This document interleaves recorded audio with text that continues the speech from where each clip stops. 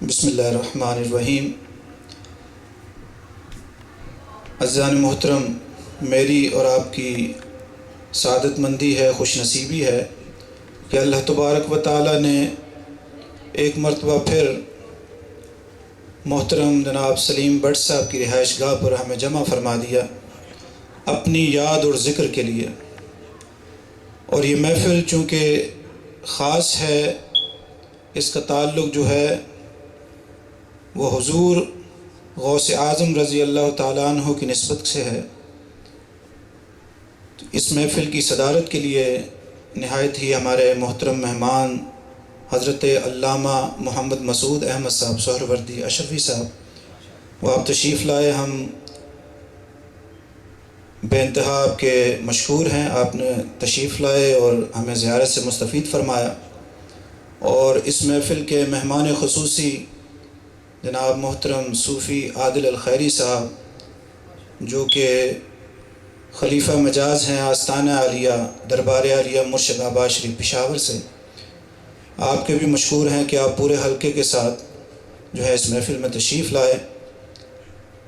محفل کا آغاز جیسا کہ حضرت علامہ فرما رہے تھے، آپ کی مصروفیت ہے، آپ نے پہنچنا ہے، وہ انشاءاللہ محفل متواتر رہے گی۔ محفل کا آغاز جو ہے وہ تلاوت قرآن پاک سے ہوگا۔ میں دعوت دوں گا ہمارے حافظ شاہ زیب الخیری صاحب سے کہ وہ تلاوت قرآن پاک فرمائے، اس کے بعد پھر انشاءاللہ 15-20 منٹ کے لیے حضرت کا خطاب ہوگا۔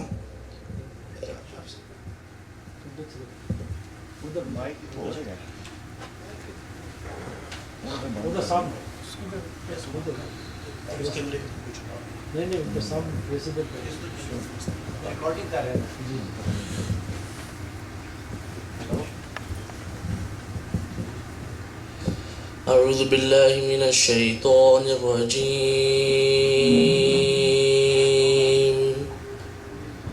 بسم اللہ الرحمن الرحیم۔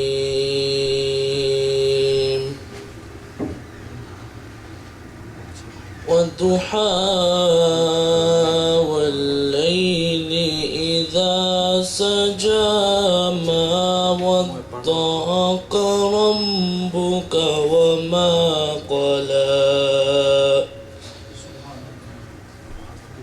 وللآخرة خير لك من الأولى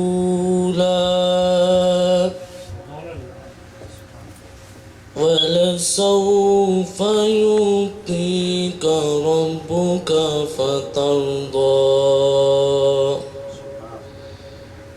ألم يجدك يتيما فآوى ووجدك ضالا فهدى ووجدك عائلا فأغنى فأما اليتيم فلا تقهر وأما السائل فلا تنهر وأما بنعمة ربك فحدث صدق اللہ العظیم۔ سبحان اللہ، سبحان اللہ، ماشاء اللہ۔ نحمده ونصلي على رسوله الكريم اما بعد، قال الله تعالى في القرآن المجيد فاعوذ بالله من الشيطان الرجيم بسم الله الرحمن الرحيم الا بذكر الله تطمئن القلوب صدق الله العلي العظيم۔ وقال الله تعالى في القرآن المجيد في شأن حبيبه إن الله وملائكته يصلون على النبي يا أيها الذين آمنوا صلوا عليه وسلموا تسليما اللهم صل على سيدنا ومولانا محمد وعلى آل سيدنا ومولانا محمد وبارك وسلم وصلوا عليه۔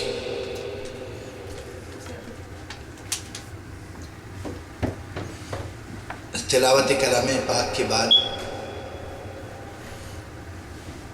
ہر وہ محفل جو حضور اکرم صلی اللہ علیہ وسلم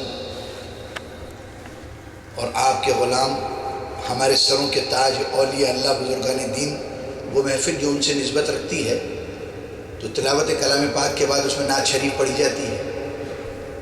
مجھے افسوس ہے کہ میری تقریر سے پہلے جو ہے وہ نعت شریف نہیں ہو سکی. انشاءاللہ بعد میں آپ لوگ پڑھیں گے بے شک. تو میں خود کچھ نعتیہ اشعار پیش کر دیتا ہوں اور اس کے بعد پھر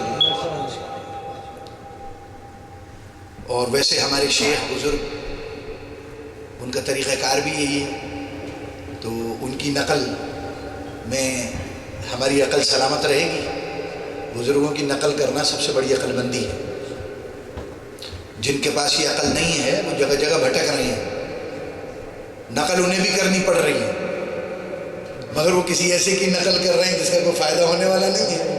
اور ہم اللہ رب العزت کے کرم سے یہاں بیٹھے ایسوں کی نقل میں ہیں کہ انشاءاللہ تعالیٰ ان کے دامن سے وابستہ ہونے کے بعد جو ہے وہ ہماری نقل ہی ہمارے کام آئے گی. ٹھیک ہے جی. تشریف لائیے. ان کے رخ صفا کی صفا کچھ نہ پوچھئے، ان کے رخ صفا کی صفا کچھ نہ پوچھئے، آئینہ جمال خدا بخدا کچھ نہ پوچھئے. سبحان اللہ. یہ ہمارے نبی صلی اللہ علیہ وسلم کی تعریف ہے نا، یہ ہم جیسے لوگوں کی بس کی بات نہیں. اللہ رب العزت نے پورے قرآن مجید میں، اور پھر جیسے جیسے بڑے درجے کے لوگ آتے چلے گئے مختلف انداز میں، تو سب حضور کی تعریف ہی ہو رہی ہے. تو ان کے رخ صفا کی صفا کچھ نہ پوچھئے، آئینہ جمال خدا بخدا کچھ نہ پوچھئے. اور جنت کی، سلسبیل کی اور کوثر کی پوچھئے. جنت کی، سلسبیل کی اور کوثر کی پوچھئے، ان کی گلی کی آب و ہوا کچھ نہ پوچھئے. ان کی گلی کی آب و ہوا کچھ نہ پوچھئے. اور قوسین تک پتہ ہے اس آقا کی سیر کا. قوسین تک پتہ ہے اس آقا کی سیر کا. پھر کیا ہوا ہوا جو ہوا کچھ نہ پوچھئے. ہوا جو ہوا وہ کچھ نہ پوچھئے. اور اپنے کو دے دیا ہمیں خواجہ کی شکل میں. حضور صلی اللہ علیہ وسلم اپنے کو دے دیا. بڑا کام لینا تھا نا پورے ہندوستان کو، تو اپنے کو دے دیا ہمیں خواجہ کی شکل میں. میرے نبی کی شان عطا کچھ نہ پوچھئے. میرے نبی کی شان عطا کچھ نہ پوچھئے. اور ان کے حضور بس ہاتھ اٹھانے کی دیر تھی. ان کے حضور بس ہاتھ اٹھانے کی دیر تھی. پھر کیا ملا؟ ملا جو ملا کچھ نہ پوچھئے. ملا جو ملا کچھ نہ پوچھئے. اور وہ آخری گھڑی میری بالی پہ آ گئے. غلام کے لیے سب سے بڑا انعام یہ کہ سب سے کٹھن وقت میں جو اس کا مالک ہے، آقا ہے، رہنما ہے، نبی ہے، ولی ہے، اس کے سب سے بڑی کہ سب سے کٹھن مرحلے میں اگر ان کا ساتھ نصیب ہو جائے، زیارت ہو جائے، وہ آگے کھڑے ہو جائیں تو ساری مشکل آسان. تو وہ کیسے نوازتے ہیں اپنے چاہنے والوں کو، سچے چاہنے والوں کو. وہ آخری گھڑی میری بالی پہ آ گئے. حیرت سے تک رہی تھی قضا کچھ نہ پوچھئے. موت بھی سوچ رہی تھی یہ کس کا دم نکالنے کے لیے میں آئی ہوں. تو یہ انعام ہے. وہ آخری گھڑی میری بالی پہ آ گئے. حیرت سے تک رہی تھی قضا کچھ نہ پوچھئے. اور ان کے رخ صفا کی صفا کچھ نہ پوچھئے. آئی نئے جمال خدا بخدا کچھ نہ پوچھئے. میں جو چپ رہوں تو تو ہی سب کچھ ہے، جو کچھ کہا تو تیرا حسن ہو گیا محدود. بارگاہ رسالت والے رسالت میں درود شریف کا نذرانہ پیش فرما دیجئے. اللہم صلی علی سیدنا و مولانا محمد و علی سیدنا و مولانا محمد مبارک وسلم وسلم علیہ. قرآن مجید کی ایک بہت ہی اہم اور مشہور آیت کریمہ کی تلاوت کا شرف حاصل کیا کہ جس کے فوائد بے شمار ہیں، جن کو کسی بھی ایک محفل میں چاہے کتنی چھوٹی ہو یا بڑی بیان نہیں کیا جا سکتا. قرآن مجید کا ایک ایک حرف یہ وہ سمندر ہے جس کے لیے اللہ رب العزت نے چاہا. فرمایا کہ اگر تم چاہو کہ میرے کلمات کو لکھو، اللہ کے کلمات کو لکھنا شروع کرو، تو سارے درختوں کو تم قلم بنا لو اور یہ سارے سمندر سیاہی بن جائیں، بلکہ 7 اور سمندر ایسے لے آؤ. Still you cannot explain the words of Allah subhanahu wa ta'ala. تو یہ ایک ایک لفظ، یہی وجہ ہے کہ حضرت علی رضی اللہ تعالیٰ نے فرمایا کہ میں چاہوں تو سورہ فاتحہ کی تفسیر 70 اونٹوں پر، یعنی اتنے کاغذ لکھ دوں کہ to carry them you need 70 camels to carry those paperwork، جس میں صرف سورہ فاتحہ. اچھا یہ ٹھیک ہے، جو سورۃ فاتحہ میں، جو قرآن کریم میں وہ سورہ فاتحہ میں موجود، بھائی یہ صرف حضرت علی رضی اللہ تعالیٰ کا مقام. تو واقعی میں اللہ رب العزت نے فرمایا کہ تم ایسے سارے درخت قلم بنا لو.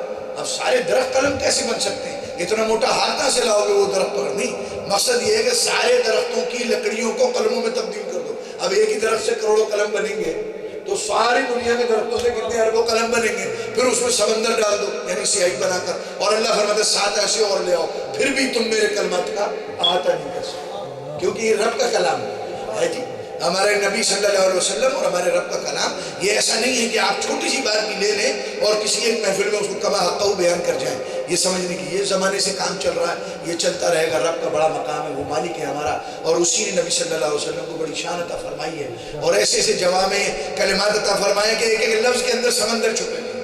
لیکن ہم اپنی بساط کے مطابق، اپنی کوشش کے مطابق جو سمجھیں گے انشاءاللہ وہی ہمارے لیے فائدہ مند پروردگار عالم بنا دے گا. تو اللہ رب العزت نے قرآن مجید فرمایا الا بذکر اللہ تطمئن القلوب، ہوشیار ہو جاؤ، سمجھدار ہو جاؤ. یعنی ایک تو نارمل بات ہوتی ہے اور ایک بات ایسے شروع کی جاتی ہے کہ سمجھدار ہو جائے گی، ہوشیار ہو جائے گی. may I have your attention please؟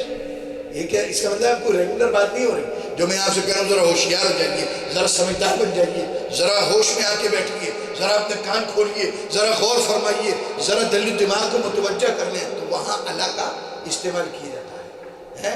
اللہ ان اولیاء اللہ لا خوف علیہم ولا هم يحزنون، ہوشیار ہو جاؤ. یہ جو اللہ کے دوست ہوتے ہیں ان کو کوئی خوف اور کوئی حزن یا کوئی پریشانی ایسی نہیں ہوتی، نہ اس دنیا میں ہوتی ہے، نہ کل دنیا میں ہوگی، نہ آج ہے نہ کل ہوگی. تو اس لیے اللہ کا ذکر کیا. ایسے ہی اسی میں آیا الا بذکر اللہ تطمئن القلوب، کہ بالکل ہوشیار سمجھدار ہو جاؤ. بی اویئر، دلوں کا چین اور سکون صرف اللہ کے ذکر میں. اب کل ایک محفل میں نے سوال کیا، حضرت اس دنیا میں کتنے ایسے لوگ ہیں جو دلوں کا سکون تلاش کر رہے ہیں؟ معلوم ہے وہاں سے کیا جواب آیا؟ کہتے ہیں ایوری ون. یعنی پوری دنیا میں جو 6 یا 7.6 بلین انسان ہیں وہ سکون کی تلاش میں ہیں. میں نے کہا بھائی کیسے آپ ثبوت دیں گے اس بات کا؟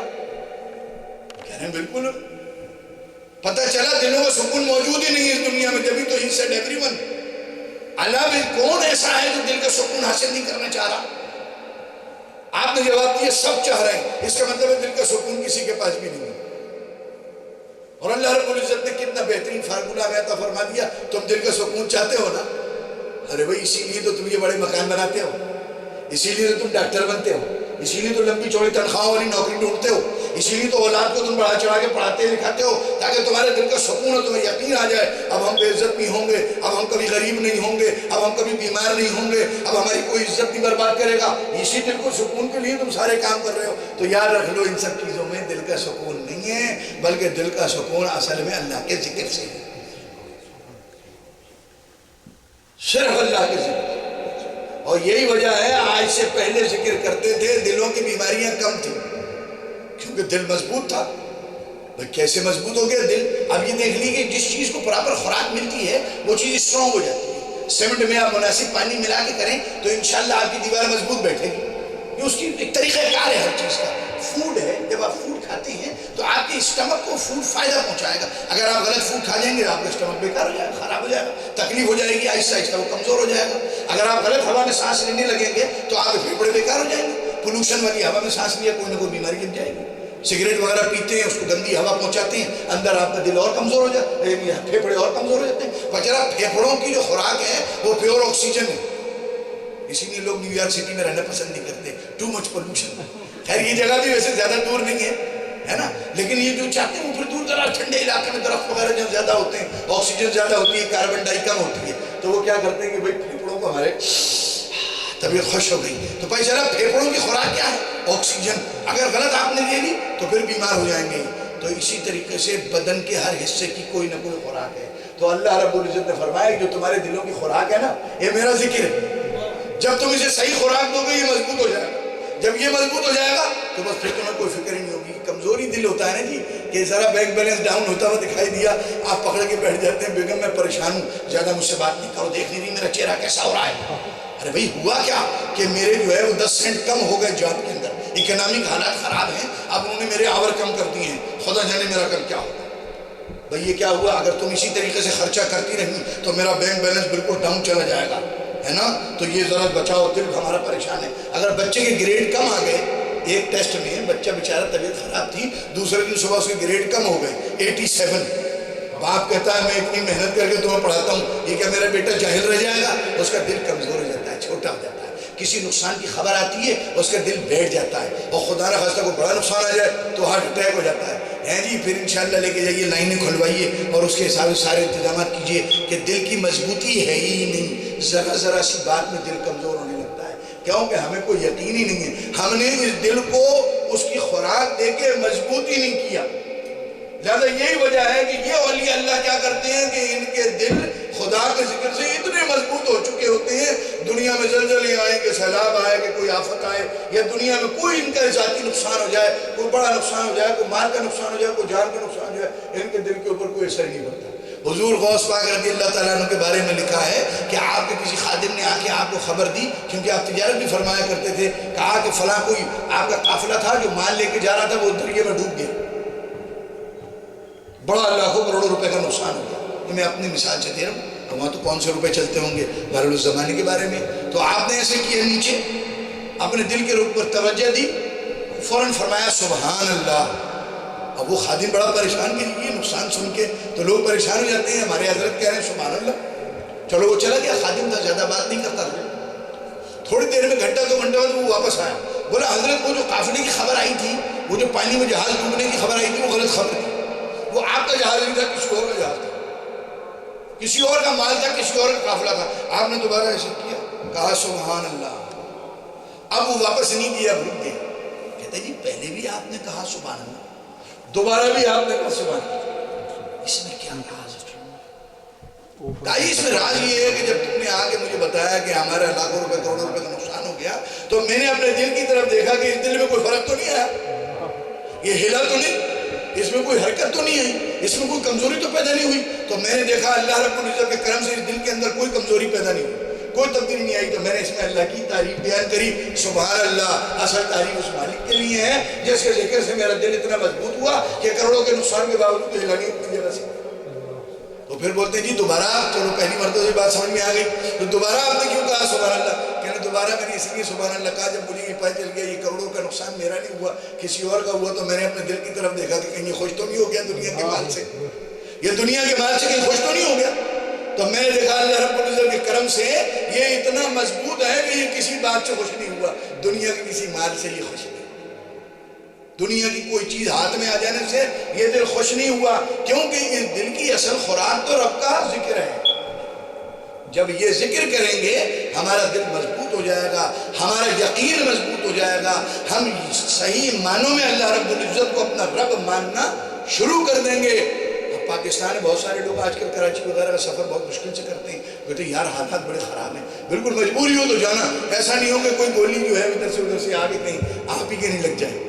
اب دیکھیں نا, وہ نہیں مانتے ہی, وہ سمجھتے گولی سے مرتا بندہ, وہ نہیں سمجھتے یہ اللہ رب العزت کی مہارت سے مرتا ہے نا. ہم لوگ ایسے سارے لوگ ایسے ہی کرتے ہیں. ارے بھائی آپ کراچی جان, وہ تو حالات بڑے خراب ہیں, وہ تو ادھر بم پھٹ رہے ہیں ادھر بم پھٹ رہے ہیں, کہیں آپ آ گئے رستے میں تو بہت مشکل ہو جائے گی. ہمارا یقین نہیں کہ ہم اللہ موت دیتا ہے نا, اللہ موت دیتا ہے, اللہ رزق دیتا ہے.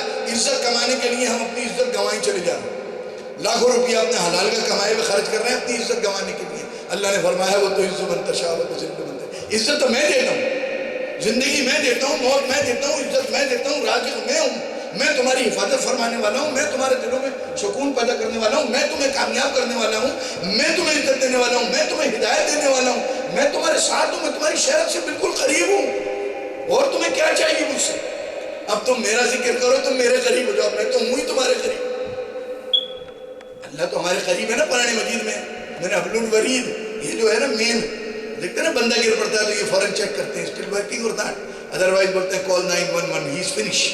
تو یہ جو ہماری رگ ہے جو ہمارے سے بہت قریب ہے, اللہ فرماتا ہے میں اس سے زیادہ قریب ہوں, مگر اللہ کو تو معلوم ہے نا کہ وہ قریب ہے, کیونکہ وہ علم والا ہے. ہمیں معلوم ہی نہیں ہم اللہ کے کتنے قریب ہیں, اس لیے ہم اللہ سے دور ہیں. جب ہم اللہ کا ذکر کریں گے تو ہر وقت اللہ کے نزدیک اپنے آپ کو کرنے کی کوشش, اور جب ہم اللہ کے نزدیک ہو جائیں گے, ارے یہاں کونسلر کے نزدیک ہو جاؤ تو آپ جو ہے وہ سیدھے منہ بات نہیں کرتے, کسی سے مضبوط ہو جاتے ہیں. آپ کہتے ہیں میئر میرا جاننے والا ہے, گورنر میرا جب خدا کے نزدیک ہو جائیں گے ہم کتنے طاقتور ہو جائیں گے. پھر ہم کسی بات سے نہیں ہلیں گے, کسی نقصان سے گھبرائیں گے نہیں. جب کوئی بڑا نقصان ہوگا ہم کیا کہیں گے, انا للہ و انا الیہ راجعون. اللہ کی طرف سے آیا, اللہ کی طرف سے چلا گیا, ہم بھی اللہ کی طرف سے آئے ہیں, ہم بھی اللہ کی طرف سے چلے جائیں گے. لو جی, سامنے والے دیکھیں گے یار بہت بڑا آدمی ہے, کروڑوں کا نقصان ہو گیا اور کہتا ہے اللہ کی طرف سے آیا, اللہ کی طرف جانا. وہ بولے گا اصل مرض یہ ہے, وہ اصل مرض اس لیے ہے کہ مسلمان مرض بناتا ہے, مسلمان مردانگی پیدا کرتا ہے, اسلام مردانگی پیدا کرتا ہے. اللہ کا ذکر ہمارے قدموں کو اس دنیا میں مضبوط کرتا ہے. اے لوگو یا ایھا الذین آمنو, اے ایمان والو, تم میرے دین کی مدد کرو, میں تمہاری مدد کروں گا اور تمہیں ثابت قدم کر دوں گا. ہے کہ نہیں؟ قرآن مجید کی آیت, اے ایمان وہ ہمیں مضبوط کرے گا. جب رب ہمیں مضبوط کرے گا اب ہمیں کوئی کمزور کر سکتا ہے؟ کوئی بھی نہیں کر سکتا. تو میرے دوستو اصل بات کیا ہے, ہمیں اپنے دلوں کو صحیح خوراک دینی ہے, وہ اللہ کا ذکر ہے. اب اللہ کا ذکر ہے کیا؟ آج کل وہ دوسرے والے بھی چلے ہیں جو اللہ اللہ کرتے ہیں ہر بات میں اور نبی کو پیچھے چھوڑ دیتے ہیں. وہ کہتے ہیں کہ ہم اللہ والے ہیں. ایک صاحب سے ایسا ہوا, ایک نے سوال کیا حضرت کہاں گئے؟ تو انہوں نے کہا حضرت اللہ کے کام سے گئے. تو میرے چھوٹے بھائی نے ایسے ہی مذاق کہہ دیا کہ اگر وہ اللہ کے کام سے گئے تو نبی کے کام سے کون جائے گا؟ تو اس نے بولا وہ آپ کرو. وہ سمجھ گیا یہ کون سا ہے, تو بولتے وہ آپ کرو. ایسے سے یہاں بڑے خطرناک لوگ موجود ہیں. ابھی شکاگو سے ایک صاحب کا فون آیا, کہتے جی مسجد میں فلاں آدمی نے انگلش میں ٹرانسلیشن کیا, محمد صلی اللہ علیہ وسلم اللہ کے نبی تھے. فلوریڈا میں میں نے اپنی آنکھوں سے سنا, کان سے, بہت بڑا اسلامی سینٹر ہے. کلمہ پڑھنے سے مسلمان نہیں ہوتا کوئی بھی, معاف کرنا, ورنہ قبر میں 3 سوال نہ ہوتے, صرف 2 ہوتے. نبی سے رشتہ پوچھا نہیں جاتا وہاں پر, وہ نہیں پوچھا جاتا نبی کو پہچانو. ارے جب میں نے کہہ دیا میرا دین اسلام ہے, بات ختم ہو گئی. یہ تیسرا سوال ہے ہی اس لیے کہ کلمہ پڑھنے کے بعد بھی نبی کو نہیں پہچانیں گے بہت سارے لوگ, اس لیے تیسرا سوال ہے. جو نبی کو پہچانے گا وہ جائے گا علیین میں. ہاں یار کوئی نہیں چلا جائے گا کلمہ پڑھنے والا. وہ کلمہ پڑھنے والا 3 ملین کی مسجد ہے, اندر بولتا ہے وہ رحمت للعالمین تھے. ابھی تھے تو پھر تو بول کیسے رہا ہے, تو بول کیسے رہا ہے جب ہمارے نبی یہاں سے دوسری طرف گئے تھے رب العزت کے پاس دوسری دنیا میں, دنیا کاروبار رک گیا تھا. اگر ہمارے نبی تھے تو تم بول کیسے رہا ہے بھائی؟ یہ اسے رحمت کا ہی تو نتیجہ ہے کہ ہم بول رہے ہیں اور ہم بیٹھے, ہم قادری ہیں, ہم سہروردی ہیں, ہم نقشبندی ہیں, ہم سارے کے سارے اسی نیتوں میں ہیں کہ ہمارے نبی موجود ہیں اللہ کے کرم سے, اور ہزاروں ثبوت موجود ہیں. اس بات میں ثبوت دینے کی کیا ضرورت ہے؟ اسی لیے تو والے لوگوں سے ثبوت بنتا نہیں ہے. آپ کوئی کسی یہ کہے کہ ثبوت 2 سورج ہے, اب اس کا کیا جواب لائیں گے؟ آپ کتنے بڑے بھی علامہ ہو, آپ کہیں گے یار میں اس کا کیا جواب دوں, یہ تو اندھا ہے. تو اس کو چھوڑ دو کہ یہ اندھا ہے, اندھے کو کیسے کہنا, اس کو جو خود ہی سمجھ میں آنے والا نہیں. اسی لیے ان سوالوں کا جواب بہت مشکل سے بنتا ہے, کیونکہ یہ تو آبویس چیز ہے. مگر آبویس چیز بھی آج کل کے لوگوں نے ضد کر لی. تو وہ کہتے ہیں نبی تھے. تو ایسے بھی ہیں جو ڈائریکٹ اللہ کا ذکر کر رہے ہیں اور انہیں معلوم نہیں ان کا استاد بھی اللہ کا ذکر کرتا تھا اور فیل ہو گیا ہے. جی اس کا نام جانتے ہیں نا آپ لوگ, بڑے استادوں کا نام جانتے ہیں نا, ماشاءاللہ بتانے کی ضرورت تو نہیں, آپ کے تو علماء کرام آتے رہتے ہیں, اس لیے میں موٹی موٹی بات. تو اللہ کا ذکر کیا ہے؟ وہ ذکر خدا کا ذکر کرے اور ذکر مصطفیٰ نہ کرے. ہمارے منہ میں ہو ایسی زبان خدا نہ کرے. ہے جی یہ رسول کے غلام تو یہ دعا کرتے ہیں, ایسا ہو ہی نہیں سکتا. اور ایک بات میں سچی بتا دوں, کیسا بھی گناہ گار مسلمان ہے اس کو بولو پڑھو لا الہ الا اللہ محمد رسول اللہ مت پڑھنا. وہ کہے نہیں جی میں گناہ گار تو ہوں, میں ٹھرا ورا بھی لگاتا ہوں, کبھی کبھی پی بھی لیتا ہوں, برے کام بھی کرتا ہوں, میں بہت گناہ گار انسان ہوں, سود بھی لیتا ہوں, وغیرہ وغیرہ سارے کام کرتا ہوں, لیکن میں یہ نہیں کروں گا. کلمہ پڑھوں گا پورا پڑھوں گا, نبی کا ذکر خدا کے ذکر سے جدا نہیں کروں گا. لا الہ الا اللہ محمد رسول. تو پتہ چلا خدا کا ذکر مکمل ہی نہیں ہوتا جب تک نبی کا ذکر نہ کرو. اور نبی نے فرمایا کہ جیسے نے میرا ذکر کیا میرے اصحاب کا ذکر نہیں کیا, اس نے مجھے تکلیف دی. تو پتہ چلا نبی کے اصحاب کا ذکر نہیں کرو تو جب تک نبی کا ذکر مکمل نہیں ہوتا, اور جب تک نبی کا ذکر مکمل نہیں ہوتا تو خدا کا ذکر مکمل نہیں ہوتا. تو پتہ چلا اولیاء اللہ کا ذکر نہیں کرو تو خدا کا ذکر مکمل نہیں ہوتا. تو یہ مت سمجھیے اللہ بذکر اللہ تطمئن القلوب، ہر وہ چیز جو خدا کی یاد دلا دے وہ خدا کا ذکر. اولیاء اللہ کی محفل خدا کی یاد دلاتی ہے نا. ہم اس میں کوئی غیروں کا ذکر تو نہیں کر رہے، ہم کوئی پالیٹکس کی بات تو نہیں کر رہے، ہم سیاست کی بات تو نہیں کر رہے کہ دنیا کس طرف جا رہی ہے، کوئی کرکٹ کی میچ کی بات تو نہیں ہو رہی. آج جو بھی حضور غوث پاک رضی اللہ تعالیٰ تعلق سے جو محفل سجائے بیٹھے ہیں یہ خدائی کا تو ذکر ہے، کیونکہ یہ خدائی کے تو بندے ہیں. انہوں نے پوری زندگی اللہ ہی اللہ تو کیا ہے اور وہ اللہ اللہ کر کے ہم تک پہنچا دیا، دین کو زندہ کر دیا. یہ محی الدین بھی ہیں کہ نہیں؟ ان کا لقب کیا ہے؟ محی الدین، دین کو زندہ کرنے والا. اس کا مطلب ہے دین مر گیا تھا، جس کو زندہ کیا تو ریوائیو، انگلش میں کہیں گے ریوائیو کیا، یعنی اٹ واز ڈیڈ. یعنی لوگوں نے مذہب اسلام کی شکل بگاڑ دی تھی. لوگ اس چیز کو اسلام سمجھنے لگے تھے جو اسلام نہیں ہے، اور اس چیز کو اسلام نہیں سمجھتے تھے جو اصل میں اسلام تھا. حضور غوث پاک آئے، پوری زندگی محنت کری، پہلے اللہ اللہ کیا، اللہ نے ان کا مقام اتنا بلند کیا. اس کے بعد جیسی گفتگو فرماتے گئے، کلام کہتے گئے، اور جہاں تک آواز جاتی تھی، جہاں تک نظر مبارک جاتی تھی، جہاں تک آپ کا ذکر ہوتا تھا اسلامی اسلام، تو پتہ چلا اسلام روایت. آج یہ وقت ہے کہ اسلام کا چہرہ، اسلام کے دشمنوں نے، باہر والے اور اندر والے، دو قسم کے دشمن ہوتے ہیں. ایک وہ جو باہر ہوتا ہے، ایک وہ ہوتا ہے جو آستین کا ہوتا ہے، آستین میں ہوتا ہے. وہ بہت مشکل ہوتا ہے، اس سے نپٹنا بڑا مشکل کام ہوتا ہے. مگر دو قسم کے دشمن ہوتے ہیں. ایک جو ہے گھر کے باہر ہوتا ہے، so you can lock the door and you can save from them. ایک ہوتا ہے گھر کے اندر ہوتا ہے، it is very hard to save from him. تو آج ہمارے مذہب میں ایسے دشمن پیدا ہو گئے ہیں جو اللہ اور اس کے ذکر. تو آج اسلام کا چہرہ انہوں نے بدل دیا، اسلام کا چہرہ بگاڑ دیا. نیکر میں بھی جاؤ تو وہ کہتے ہیں سو کہ اللہ سبحانہ و تعالیٰ look at your heart. He does not look. نماز پڑھو، سر بغیر ٹوپی ہے، نو پڑھو.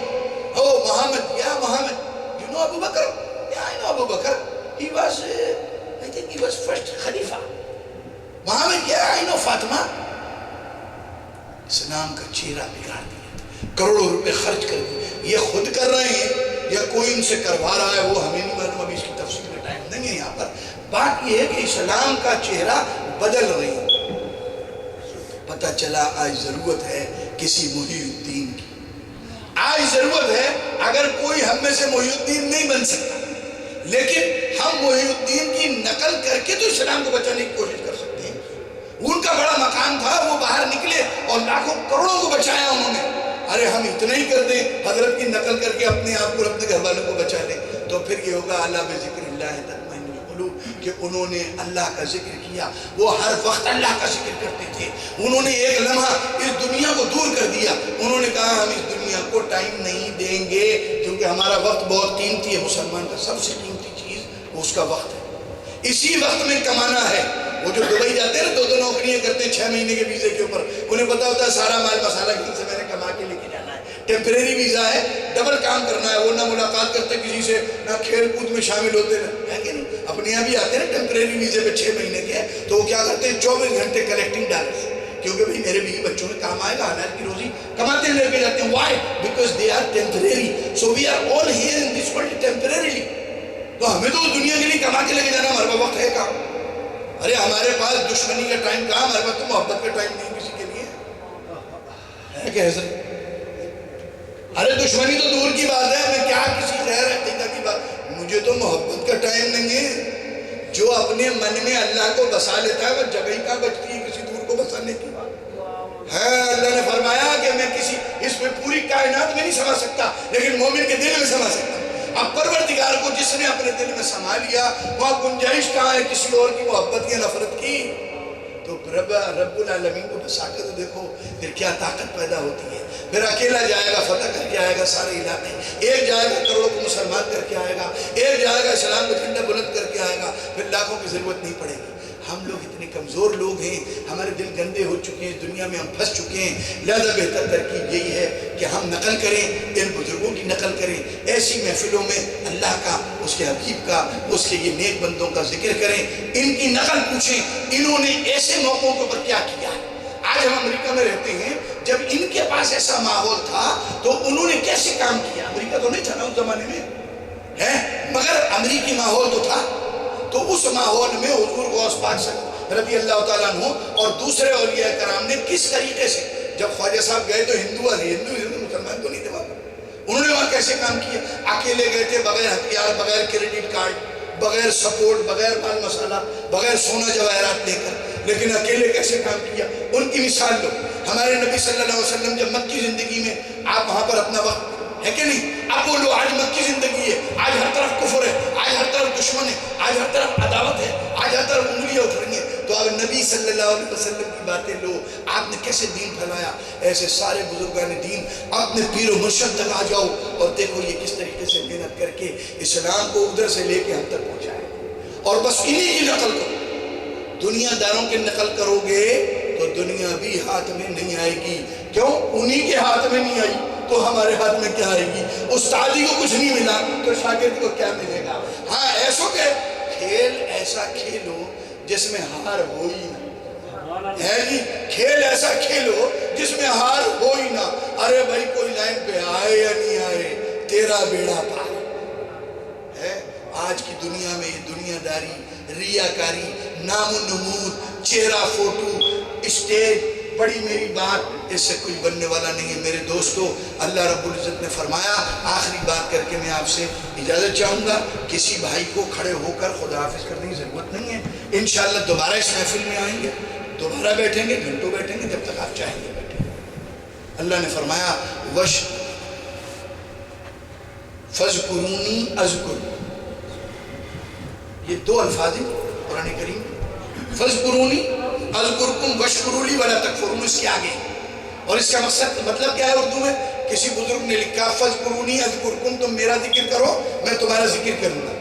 پھر سوال پیدا ہوئے اللہ ہمارا ذکر کیسے کرے گا؟ ہمیں تو معلوم ہے ہمیں اللہ کا ذکر کیسے کرنا ہے جی، لیکن ہمیں یہ نہیں معلوم اللہ ہمارا ذکر کیسے کرے گا۔ سوال پیدا ہوا، بزرگوں نے اس کے جواب دیے، لیکن ایک بزرگ ہیں انہوں نے ترجمہ دوسرے انداز میں کیا، انہوں نے یہ کیا فَاذْكُرُونِي أَذْكُرْكُمْ، تم میرا ذکر کرو میں تمہارا چرچا کر دوں گا۔ بھائی جب اللہ رب العزت ہمارا ذکر کرے گا تو آسمانوں میں بھی چرچا ہو جائے گا، دنیا میں بھی چرچا ہو جائے گا، تو اپنے چرچے میں کیوں زندگی خراب کر رہے ہو؟ اللہ کا ذکر کرو، وہ چاہے گا تمہارا چرچا کر دے گا، ہے کہ نہیں؟ بات سمجھ آئی نا؟ تو فَاذْكُرُونِي أَذْكُرْكُمْ، ہماری زندگی کا ہر لمحہ اللہ اور اس کے نبی اور اولیاء اللہ کے ذکر کے لیے خرچ ہونا چاہیے۔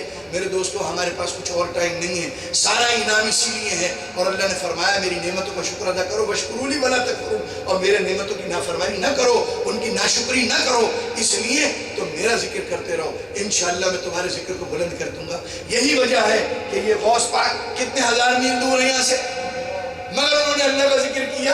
آج اللہ نے ان کا چرچا کرایا کہ امریکہ کے اندر ان کا ذکر ہو رہا ہے کہ نہیں؟ یہ خواجہ صاحب یہاں سے کتنے میل دور ہے؟ 12-13 ہزار میل پڑتا ہے جی ہوائی کے جہاز سے، مگر دیکھیے کہ ہم یہاں امریکہ میں بیٹھے ہوئے ان کا ذکر کر رہے ہیں۔ کیوں؟ ہم نہیں کر رہے، اللہ کروا رہا ہے، کیونکہ انہوں نے اللہ کا ذکر کیا اور ان کو اللہ نے ان کا چرچا کر دیا۔ یہ اولیاء اللہ بزرگان دین، یہ داتا صاحب لے لیجئے، یہ آقا نقشبند لے لیجئے، یہ مولا سہروردی لے لیجئے، اور یہ سارے پاک پٹن لے لیجئے، دنیا میں سب جگہ تک چلے جائیے، یہ ان بزرگوں کا ذکر ہم یہاں بیٹھے ہوئے کر رہے ہیں۔ یہ اسی لیے کر رہے ہیں کہ اللہ رب العزت نے ان کا چرچا ہمارے ہاتھوں سے کرنا ہے، تو ان کا چرچا ہو رہا ہے، ہمارا کمیشن بن رہا ہے۔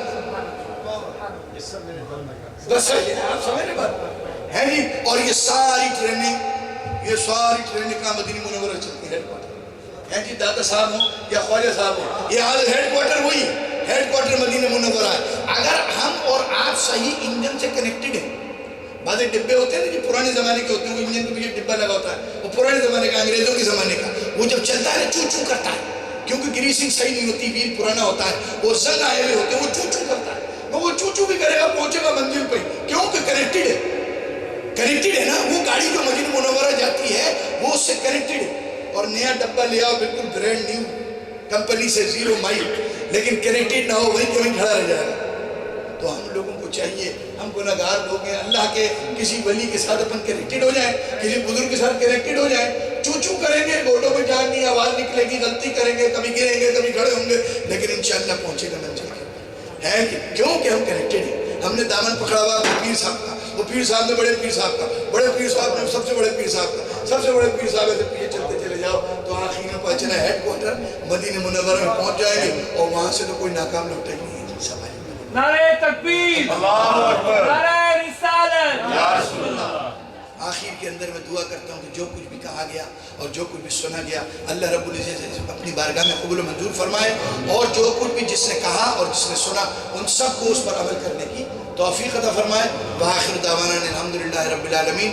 آپ کی اس محفل میں اللہ رب العزت مزید برکتیں پیدا کرے اور اس محفل سے ہم لوگ صحیح معنوں میں کامیاب اٹھ کے جائیں انشاءاللہ۔ آئندہ جب بھی مدعو کیا جائے گا میں آپ کی خدمت میں ضرور حاضر ہوں گا، آپ میرے لیے بھی دعا کیجیے گا۔ جو کچھ بھی ہم کام کرتے ہیں انشاءاللہ آئندہ اس کا ذکر بھی کریں گے، اور سب بھائی مل کر جو ہے وہ دین کے لیے اور اللہ کے نبی صلی اللہ علیہ وسلم کے دین کو آگے بڑھانے کے لیے کوشش کریں گے۔ یا الہی پروردگار عالم تو ہمیں اپنا شکر گزار اور فرما بردار بندہ بنا لے، اور اپنے حبیب پاک صلی اللہ علیہ وسلم کا سچا غلام اور فرما بردار امتی بننے کی توفیق عطا فرما دے، اور اپنے محبوبین کی زیادہ سے زیادہ قربت ہمیں عطا فرما، تاکہ ان کے ذریعے سے ہم تیرے اور تیرے نبی پاک صلی اللہ علیہ وسلم کے زیادہ سے زیادہ قریب پہنچ سکیں۔ وآخر دعوانا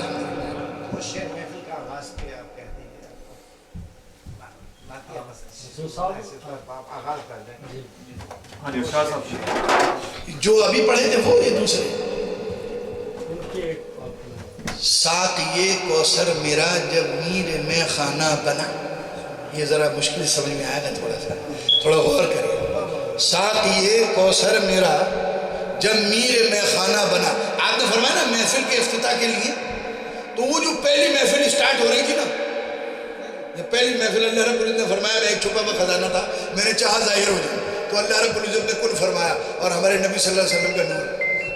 یہ پہلی محفل کی بات ہے۔ وہ پہلی محفل کا آغاز ساقیے کوثر میرا جب میر میں خانہ بنا، چاند سورج خم بنے ہر نجم پیمانہ بنا۔ اور آج بھی سورج، یہ آخری شعر میں بتاؤں ہم سب کے لیے ہے، آج بھی سورج پلٹ سکتا ہے تیرے واسطے، آج بھی سورج پلٹ سکتا ہے تیرے واسطے، اپنے دل کو حب احمد کا کاشانہ بنا، اپنے دل کو حب احمد کا کاشانہ بنا، اور میرے دل میں حب احمد کے ہیں دل بوٹے کھلے، میرے دل میں حب احمد کے ہیں گل بوٹے کھلے، اب اسے وائز کعبہ سمجھ کے بت خانہ بنا، اب اسے وائز کعبہ سمجھ کے بت خانہ بنا۔ کعبہ سمجھتا ہے تو طواف کر، میرے دل کے اندر حب مصطفیٰ صلی اللہ علیہ وسلم کے بوٹے کھلے، اگر کعبہ سمجھتا ہے تو طواف کر، اور اگر بت خانہ سمجھتا ہے تو جا اس سے دور ہے۔ تو میرے دل میں حب احمد کے ہیں گل بوٹے کھلے، اب اسے کعبہ سمجھ وائز کی بت خانہ بنا ہے جی۔ تو انشاءاللہ پھر تفصیل سے گفتگو رہے گی۔ آپ سب مجھے امید ہے میرے لیے دعا فرمائیں گے کہ اللہ رب العزت آئندہ کے لیے پھر ہماری ملاقات کرے، ٹھیک ہے؟ تو اجازت